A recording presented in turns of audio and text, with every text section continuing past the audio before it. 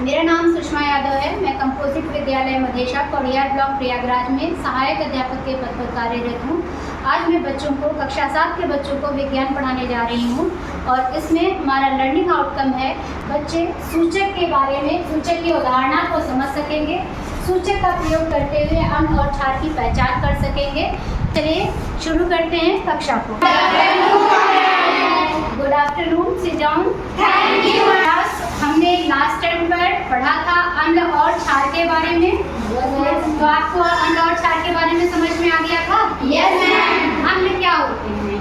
वे जो पदार्थ जो स्वाद खाने के होते हैं, ऐसे पदार्थ जो स्वाद में खट्टे होते हैं। अन्न कितनी तरह के होते हैं? दो। कौन कौन से? तनु अम्ल और सांद्र अम्ल। तनु अम्ल में क्या होता है? पानी की मात्रा कैसी होती है? ज्यादा होती है। और सांद्र अम्ल में कम होती है।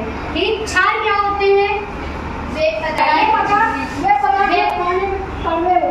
पदार्थ जो स्वाद में कड़वे लगते हैं और साबुन की तरह चिकने होते हैं। ठीक है। तो क्या आप जानते हैं कि अम्ल और क्षार की पहचान करने के लिए हम किन चीजों का प्रयोग कर सकते हैं? चलिए आज हम आपको बताएंगे अम्ल और क्षार की पहचान करने के लिए जिन पदार्थों को हम प्रयोग करते हैं उनको सूचक कहा जाता है। ऐसे पदार्थ जो अम्ल एवं क्षार की पहचान हेतु प्रयोग किए जाते हैं उन्हें हम सूचक कहते हैं।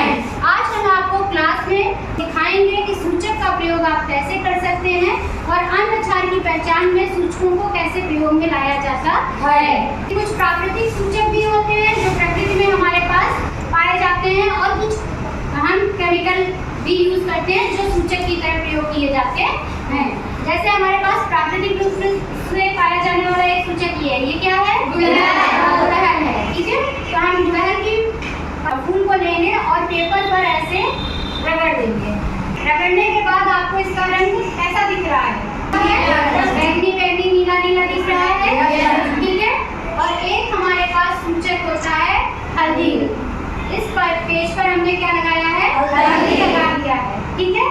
अब हम देखेंगे अम्ल और क्षार के प्रयोग से कि ये किस तरीके से रंग बदलता है।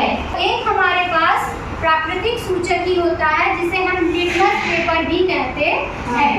एक लिटमस पेपर ब्लू कलर का होता है, दूसरा आपका रेड कलर का है। ठीक है।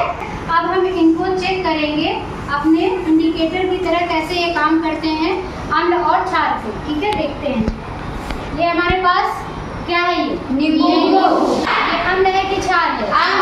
अम्ल है। चलिए हम एक एक करके दोनों पर इसको लगा कर दिखाते हैं आपको कि कैसे ये परिवर्तन करता है। तो अगर हमने इस पर लगाया तो इसके रंग में कोई परिवर्तन दिखा? हल्दी में इसमें कोई परिवर्तन नहीं हुआ। ठीक। अब हम गुड़हल पर आपको करके दिखाते हैं अम्ल का प्रभाव क्या पड़ता है। अभी आपको भी देंगे करने के लिए। क्या इसमें कोई परिवर्तन? रंग कैसा हो गया इसका? गुलाबी। ठीक है। अब ये कलर आपको बता रहा है कि हमने इसमें क्या कौन सी चीज प्रयोग की है? ठीक है। अब अगर हम इसी पर क्षार का प्रयोग करते हैं, क्षार के लिए हमारे पास वॉशिंग पाउडर है तो हम इसको घोल देते हैं।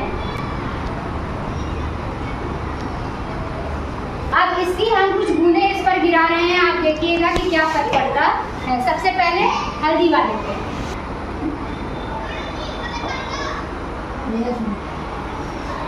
दिख रहा है?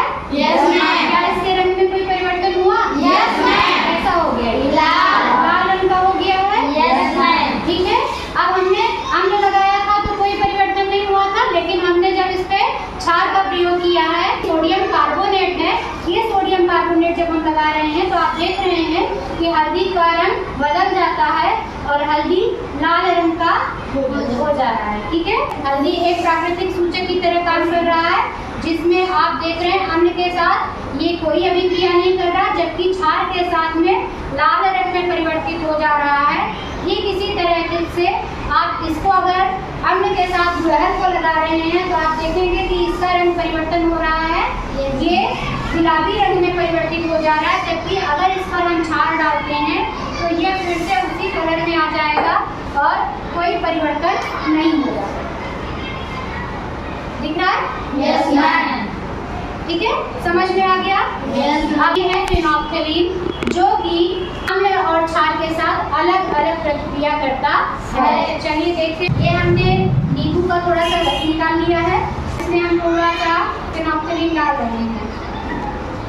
कोई परिवर्तन हुआ? No ma'am. कोई परिवर्तन नहीं दिख रहा है आपको। साबुन हमने बोला था, यानी सोडियम कार्बोनेट है, इसमें हम थोड़ा सा फिनोल्फ्थालीन डाल रहे हैं। दिख रहा है आपको? Yes ma'am. तो फिनोल्फ्थालीन जो है ये हमारा क्षार के साथ में अभिक्रिया करके किस रंग में परिवर्तित हो जा रहा है? गुलाबी रंग में, जबकि अन्य के साथ उसकी कोई अभिक्रिया नहीं होती है। ये भी एक सूचक की तरह कार्य करता है। ठीक है, तो आप लोगों के लिए होमवर्क यही है कि आप लोग ऐसे खट्टे पदार्थों को इकट्ठा करेंगे जो आप अपने घर में इस्तेमाल करते हैं और कुछ क्षार की तरह इस्तेमाल होते हैं, उनको एकत्र करेंगे और कल हम लोग क्लास में लिटमस पेपर से सबका टेस्ट करके पता करेंगे कि कौन सा पदार्थ अम्ल है और कौन सा क्षार। ठीक है? बहुत अच्छे बच्चे बन रहे हैं आप। पानी